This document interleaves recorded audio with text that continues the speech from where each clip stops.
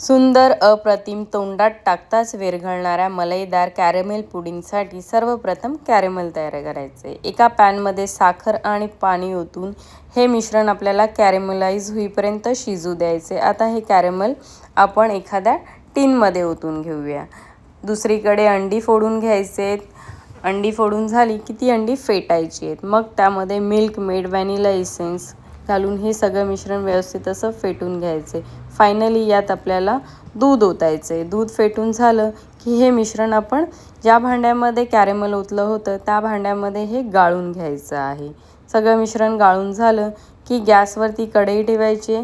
त्या कढईमध्ये आपल्याला हे मिश्रण 30 मिनिटासाठी छान असं वाफवून घ्यायचं आहे। नंतर आपण रूम टेम्परेचरवरती हे सगळं थंड होऊ द्यायचं आहे आणि मग फ्रीजमध्ये ओव्हरनाईट सेट करायला ठेवून द्यायचं आहे आणि मग हे असं डीमोल्ड करायचं आहे दाखवल्याप्रमाणे। तयार झालं आपलं सुंदर अप्रतिम चवीचं कॅरेमेल पुडिंग। पूर्ण व्हिडिओसाठी यूट्यूब चॅनलला व्हिजिट करा। धन्यवाद।